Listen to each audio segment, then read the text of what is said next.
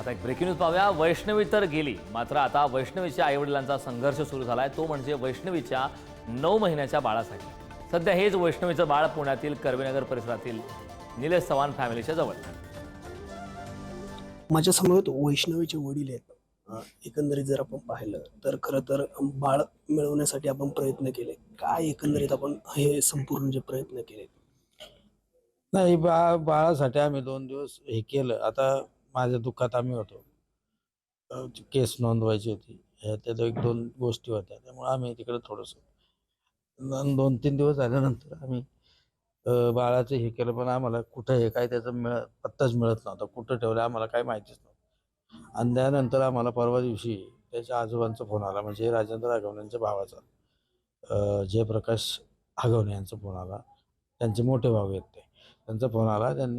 ते आम्हाला फोन आला, म्हणजे वैष्णवीच्या मम्मीला आला आणि उत्तम बैरट माझे राजे त्यांना फोन आला.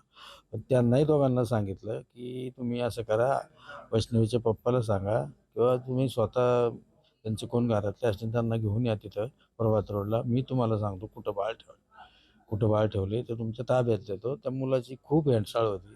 ते रडतंय, खात नाही, कोणाकडे जात नाही असं. आणि त्यांना ऐकायला आलं होतं की ते असं म्हणले, ही ब्यात कुणाची ती देऊन टाका तिकडल्या तिकडं, असं ते त्यांचं जो काय म्हणणारा ज्याकडे ठेवले ते लोक असं म्हणत होते.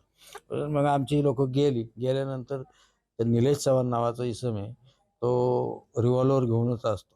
त्याच्याकडे ते बाळ ठेवलेलं होतं. आमच्या दाजींनी सांगितलं, माझ्या 2 भावांनी सांगितलं की असं असं आम्ही गेलो. ते द्यायला गेल्यावर त्यांनी धाक दाखवला आणि ते म्हणले की कोण तुम्ही, आम्ही नाही ओळखत.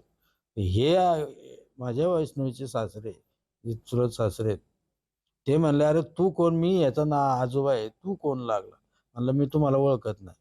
असं म्हणून मग यांना म्हणलं सुटा खाली निघा, चला जमणार नाही, काही तुम्हाला काय देणार नाही. म्हणून हे आले आमचे निघून. मग आम्ही पोलिसात तक्रार पण दिलेली आहे त्याबद्दल की आमचं बाळ आम्हाला मिळावं म्हणून. पण अजून पोलिसांनी काही त्यांची दखल घेतलेली नाही. तुषार झरेकर, पुढारी न्यूज, पिंपरी चिंचवड.